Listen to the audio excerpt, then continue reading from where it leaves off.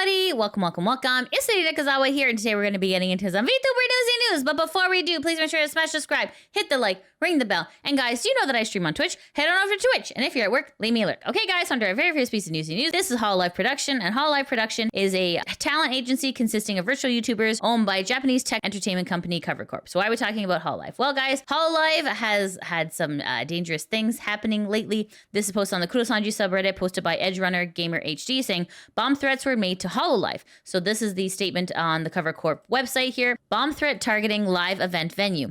Perpetrators who posted bomb threats on anonymous message boards falsely claiming that the venue of a live performance featuring Corp talents would be targeted were successfully identified after a lawsuit requesting the disclosure of sender information was filed and approved by the court. We will continue to take firm action against defamation, slander, and other forms of rights infringement to ensure that all talents affiliated with Hololive Production can engage with fans in a safe and enjoyable environment. Let's see what some of the people on Reddit got to say in regards to that statement. So 50 Cent says this most likely is the result of the investigations about the past threats, high chances that Corona impersonator. So thankfully nothing really new. Still insane how crazy some people can get. So anyways guys, long story short, it looks like Cover has successfully been able to remove these people from the space, which is good. Obviously bomb threatening is never okay. It's really ridiculous that that is still a thing nowadays. Okay guys, on to our next piece of Newsy news. This is Pipkin Pippa, and Pipkin Pippa is a female English-speaking virtual YouTuber and founding member of Face Connect, debuting as part of its first generation. So why are we talking about Pippa? Well guys, Pippa was in the news, but not for the way that you'd think is the good news.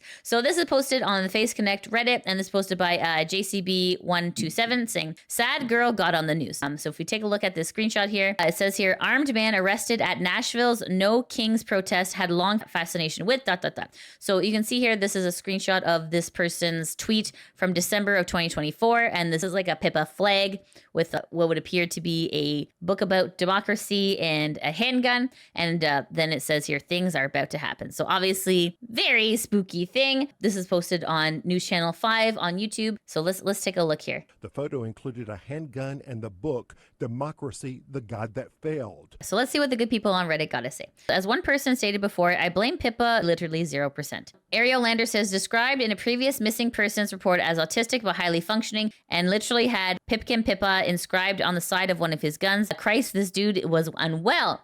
Viewlist says two things can be true. One, it should go without saying that Pippa bears no responsibility for what this dude did or what was going to do. You can't watch her content and think she is endorsing and encouraging political violence. Two, we cannot act surprised that this was a Pippa fan. You can't pretend that it was sheer chance that this guy had Pippa's name on his rifle versus, say, Fillion or Iron Mouse. So anyways, guys, long story short, this is something that you may have seen in the news recently. Obviously, Pippa shouldn't be saddled with blame when it comes to this because, like, obviously, this is just one fan who maybe just went a little bit too far. Let me know in the comments what you think. Okay, guys, on to our next piece of news. This is FeFe, and FeFe is a female English-speaking VTuber who debuted in November 2020. She's independently produced and is a member of the Twitch team Say So Girls. So why are we talking about FeFe? Well, guys, FeFe has had her account withheld on X. This is a screenshot. If you look at Kofifi Chan's handle, it says account withheld, and then it says at Kofifi Chan has been withheld in ID XX in response to legal demand. This is what happens when you look for it on a mobile device. However, if you bring it up on a PC, it says here, Kofifi Chan is temporarily unavailable because it violates the X hateful profile policy. Learn more. This is posted on the virtual YouTuber subreddit, so let's just see what some of the people have to say here. Oompa Loompa says a mass report probably by organized weirdos. Carrier says it's social media, right and wrong are decided by whoever is best at mass reporting. All it takes is pissing off the wrong person. So what exactly happened in regards to FeFe is unclear. We're still waiting for this to be resolved. But if you are looking for FeFe, just know that this is still going on. Okay, guys, on to our next piece of news. This is Twisty Amanzako, and Twisty was a English-speaking virtual YouTuber affiliated with Nijisanji EN, debuting as part of the unit. So if you don't know, Twisty is currently on hiatus from Nijisanji as there is an ongoing investigation between spicy allegations with Aster Arcadia. So during this time, Twisty has gone back to her PL, which is Delulu Deliria. So are we talking about Twisty and Delulu? Well, guys, this is posted on X, and I'm sure you guys know by now, but Twisty, aka Delulu Deliria, got outed for saying some hateful comments. So you can see here, this is a link to some of them that were here. So these hateful comments, I can't play them here on YouTube, but they were transphobic, racist, and also bashed fans for not giving enough money. The comments were so hateful, in fact, that YouTube appears to have taken down the video. So around the time she got outed, she also wiped her Twitter account of all the previous posts. So as you can see here, this is the just the proof that's showing that the video has been removed. It says this video has been removed for violating YouTube's terms of service. So this is Twisty's PL Delulu Delirium. And this next tab here, this was the apology. So Delulu says, this is something I've been reflecting on long before today. I know not everyone will agree with my decision to post this, but I feel like my fans and the people hurt by my words deserve clarity and an apology. So you can see here, this is the apology here. It's about 3 pages long. So when she posted the apology on Twitter and YouTube, she explained how she believes that she has changed since uttering these words and that she grew up around it, so she didn't understand how hurtful they were. Now, whether or not you accept it is up to the individual, but it has been very divisive in the community, with some wanting to give her another chance, while others claim she knew what she was saying. So this was the actual stream of her apology. It was titled A Sincere Apology and My Truth. So it's another Nijisanji Black stream. So obviously this one is just in regards to Delulu. But after she explained in this 30-minute video that Nijisanji, to her knowledge, still hasn't conducted a proper investigation of the Aster Arcadia situation, with her even including a clip of her confronting Aster about him trying to lure her to Japan with promises of hanging out together at his place. So this is the actual video itself. This video is a 32-minute video on Delulu. So this is posted on the Rainbow Retirees YouTube account. So this is kind of like a shortened version. It's about 8 minutes long. So let's take a listen. So when I first met this person, they were very friendly and we had bonded over games. They kept pushing me to play games, and although I really didn't want to, I eventually agreed because I just wanted to have a good relationship with all of my coworkers. Over time, their behavior really started to shift. I feel like once they felt more comfortable calling me more often, making extremely flirty comments about my appearance and my voice, and they would often ask me to say specific things or quotes or phrases for them so that they could hear it in my voice. They would bring up my ASMR in a way that made me feel extremely uncomfortable. They would want to call with me more and more. Were acting overly familiar and constantly just putting me down, calling me weird, asking if I was mentally disabled or had Tourette's, and claiming that other at work were uncomfortable around me. It really hurt at the time, but I later found out from another coworker that this wasn't true, and that manipulation and bullying were just a pattern of his. I remember one time we were in call and they just kept repeating, like, why can't you be normal? Why can't you just be normal? And I don't know, as someone who's never really fit in, I feel like it just kind of hit very hard. But during one of these calls, they brought up the idea of meeting up in Japan, and I've always been a shy person, but I also struggle with severe agoraphobia. Even something as simple as going to the grocery store can end in a panic attack for me, which is something that I had already mentioned before. When they suggested meeting up, I kind of explained again that I wouldn't feel comfortable, and I even said that if I were in Japan, I probably wouldn't leave my hotel room. Their response made me kind of uneasy. Instead of respecting the boundary that I had set, they kept pushing, saying that I didn't really seem like that type of person to him. He would continue with things like, what if we were in Japan together? To which I stated, like, regardless of who was with me, I would still feel extremely uncomfortable. They then said, I was in Japan with you and I held your hand. And you know, I told them, like, that wouldn't change how I felt, and they followed up with, what if I hugged you? I repeated that I still wouldn't feel comfortable then, and what I interpreted to be a very flirty tone. They had said, what if we just stay in my hotel room together all day? Sometime after this, I was invited to Japan under the pretense that they had not many people for their event and they really needed me. I later found out that this was completely false. They had more than enough people for the event, and I feel like they were just trying to guilt trip me to try to get me to show up. And thinking about it, I don't think I'm a very smart person. I felt uncomfortable, but I wanted to think the best. And, you know, if I was financially able, I probably would have went because I want to be a good coworker to try and protect the identity of the other people who were involved. But the same exact behavior, the same offer to fly other people out to Japan, if it meant that they would stay in the same hotel room with them, also happened at another point. And with another person, they got extremely aggressive with this person for not wanting to meet up with them on a trip.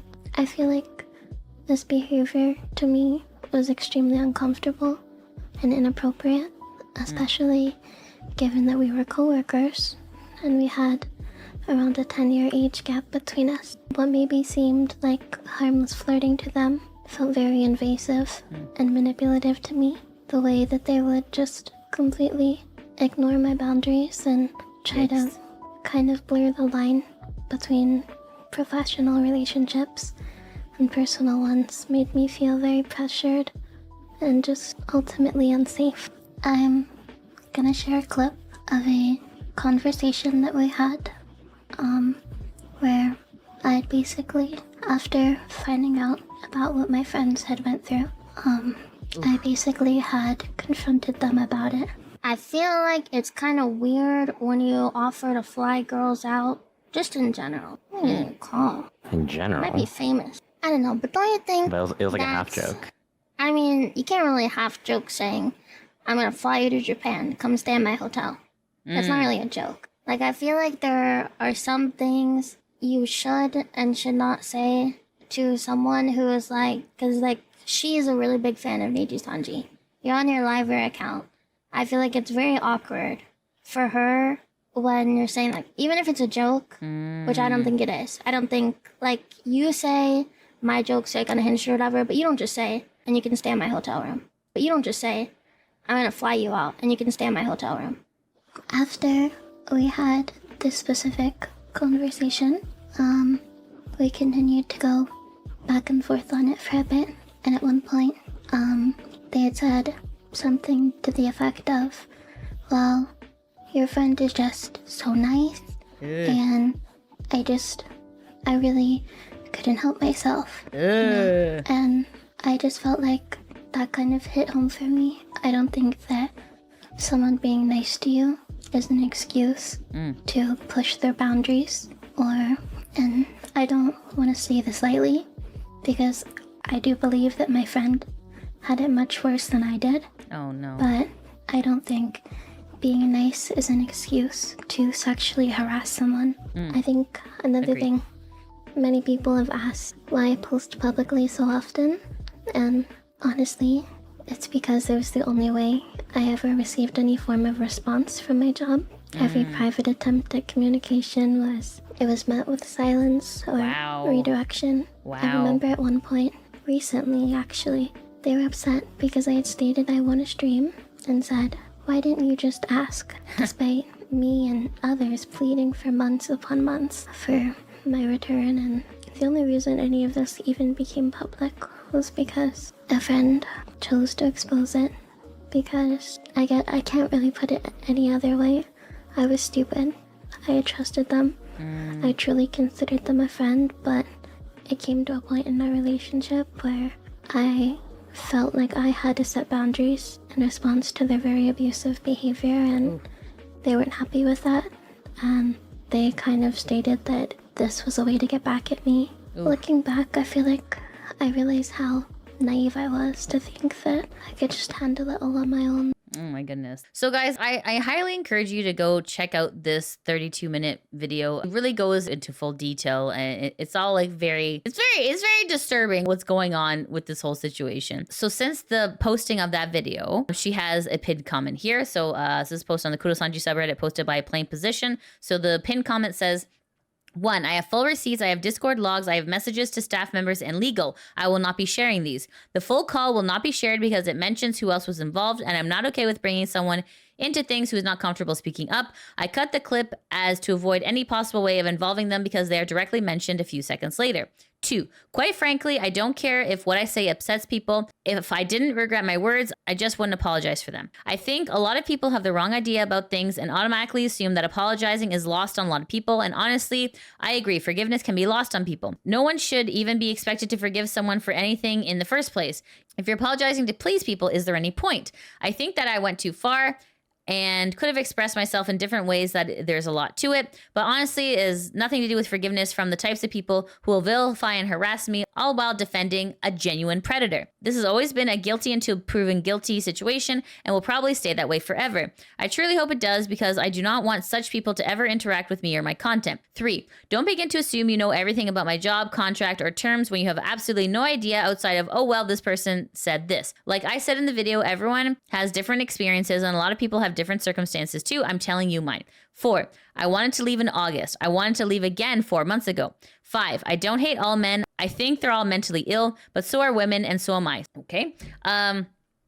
6. I have no issues with Brave Group as a whole. I will not mention the VTuber in question, but still stand by my words here.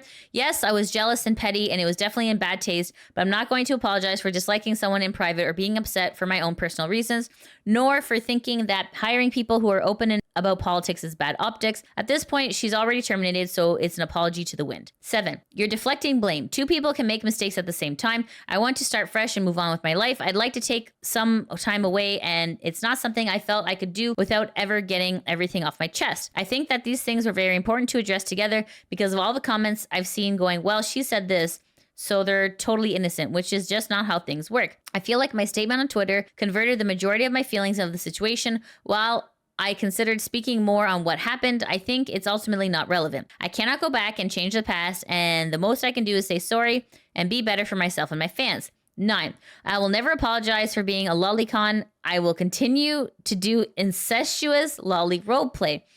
Aside from all that, I truly believe if you want to continue to support and defend my job and the individual mentioned, you are no better than me. You can deflect me and call me a liar all you want while downplaying the severity of the situation, but at the end of the day, I know what I and others have experienced. You are the reason that they continue to treat their employees poorly, the reason they allow truly vile people to do truly vile things with no repercussions and will continue to do so. Believe all women until it's the one I don't like, right? I truly hope that you will never have to go through the same. So let's see what some of the people on Reddit are saying. Honeydew Bunny says, professional movers couldn't even begin to know how to unpack all of this. Diego says, the fact that she mentioned that she wanted to leave last August when Denoth had just debuted in May speaks volumes to how bad things were with Twisty and Niji.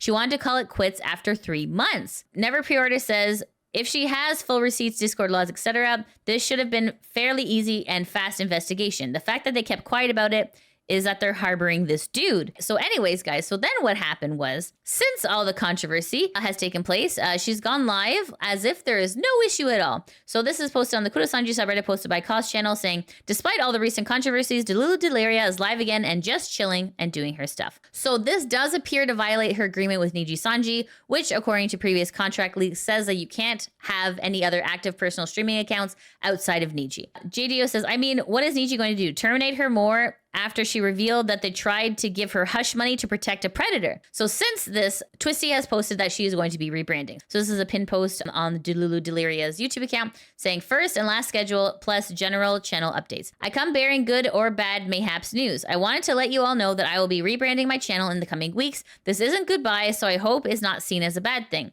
It's something I've been thinking about and working towards for a long, long time, and I think that a fresh start reflects where I am now and what I want to do with you all moving forward. The rebrand will focus solely on ASMR and roleplay content. ASMR streams might happen, but they'll be rare. All of my current VODs will be taken down on July 1st, along with my X account being set to private. For everyone wondering about my past roleplay videos, they will be back soon, so don't worry. I intend to re-record every single video along with posting new ones. Thank you for supporting me through all of my evolutions. I'm very excited and very nervous to take this next step, but I do think that this will be for the better. If you missed my stream earlier, I will also have a YouTube account dedicated to VTubing, games, song covers, and original music, etc. coming sometime in the near future. There will be daily streams, lots of pyow, and lots of chat. Yes, all future updates about this channel will also happen on the Menruru X account. If this is something that interests you, feel free to check out Menruru Nakoko on X, YouTube, and Twitch. So this is the new account that Twisty / Delulu is rebranding to. So this is Ruru on X, and this is Ruru on Twitch. Okay, so since all of this has happened, Nijisanji, being Niji, has taken down all of her content and has locked her Twitter. So you can see here, this is X, this is Twisty Amanzako, and it says these posts are protected. And you can see here, this is her YouTube channel, and everything has been wiped from the channel. Okay, guys, so you may be asking yourself, well, I mean, if this is what's happening to Twisty, surely something must be happening to Aster, right? Right? Nope. Aster's still here, guys. So this is Aster's YouTube account and Aster's X account, completely and utterly unchanged. So Nijisanji appears to have not taken any action against Aster Arcadia, but Twisty, they are willing to take action against. So they are willing to take her down and essentially obliterate her entire presence here. So Twisty may have requested to have her content removed, but without any confirmation, we simply don't know. So all we can piece together, guys, is that Delulu is streaming, Twisty has been nuked from the internet here, and Aster remains unscathed. Frostborn says, we're seeing the accumulation of the past few days. This won't be another Selen, but if Aster doesn't get the same treatment, it will blow in Nijisanji Ian's face later. Shihomi says, oh shit, so it begins. I'm expecting some kind of announcement in the next 48 hours. Twisty even mentioned that she was retiring soon. This probably wasn't unexpected for her. Ro Icon says, so when's Aster's turn? Surely Niji won't keep him for a few more months. And then Liquid Rector says, hate to tell you this, but don't expect Aster to be axed anytime soon. We've already known where the Black Company puts its priority. So guys, what this tells you is that Nijisanji appears to be keeping their show pony Aster while Twisty essentially gets nuked from the internet. We still have no investigation. The only things that have come out is the leaked call from Delulu. Anyways, guys, this is something that's definitely going to be boiling over soon. So we have to keep a close eye on this. If they keep Aster and they don't reveal anything, people are going to be seriously pissed. The fact that there is a spicy pest in the company that has been harassing not only Twisty, but other people as well, this is not a good look. It's disgusting behavior. As to what is going to happen with Aster, we have to keep our eyes peeled, but it looks like Twisty is probably approaching graduation at fast speed. Okay, guys, on to our next piece of newsy news. This is Gura, and Gura was a female English-speaking virtual YouTuber associated with Hololive, debuting in 2020 as part of Hololive's English first-generation myth. So, as you all know, Gura, her PL was Senzawa, who is an independent English-speaking VTuber, a YouTuber since 2017. So Senzawa turned into Gura. Gura has left Hololive, who has turned into Sameko Saba. So Sameko Saba has posted a cute little video on June 15th. So let's take a little look.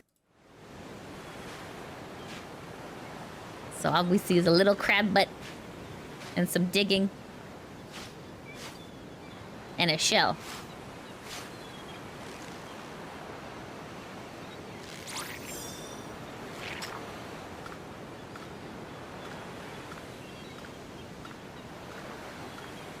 Oh, what is this?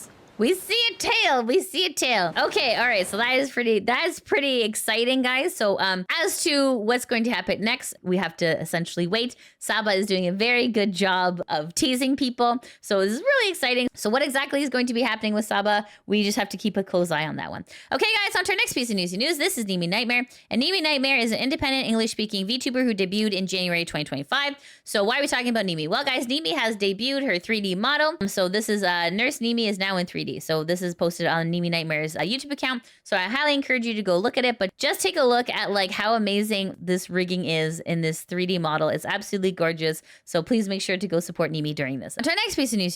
This is DOKIBIRD. And DOKIBIRD is an independent English language VTuber, originally debuting in May 2020. She retired May 2021, only to make a return in February 2024. So why are we talking about Doki? Well, guys, Doki is having a beach episode. So this is posted on Doki's X account and says, after a year since I debuted my bounty hunter skin suit, it's finally time for my first outfit reveal, and we're getting a hashtag Doki Beach episode. It's summertime fun on June 20th at 5 p.m. PST. So let's take a look at the trailer.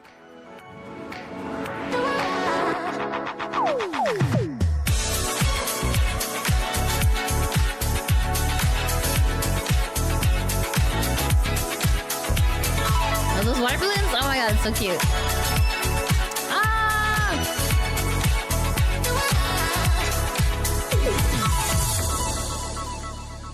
summer outfit reveal. So anyways, guys, it's gonna be super cute. So underneath this, Doki posted, this outfit was actually a charity auction item and your fellow Dragoon picked the theme and helped design it.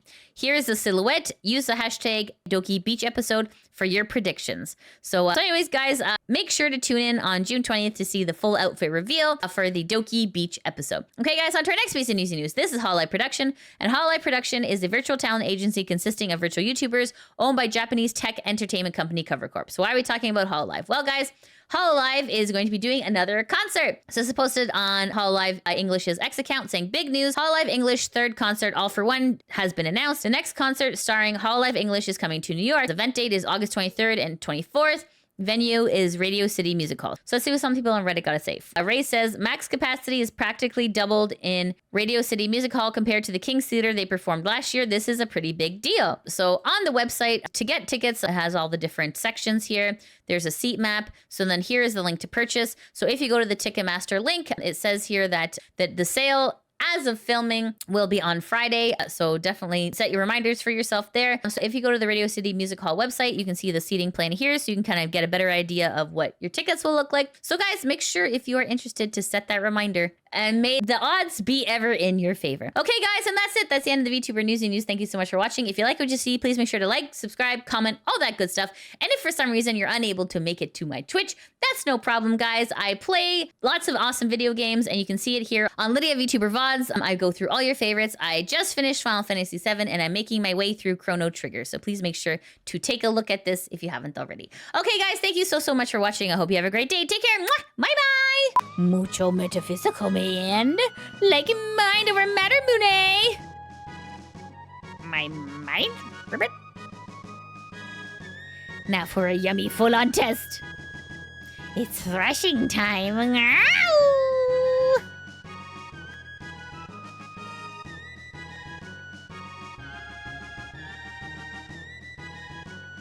We got a new one. 'Tis flowing with strength and vigor. Ah, 'tis the true identity of the Masamune.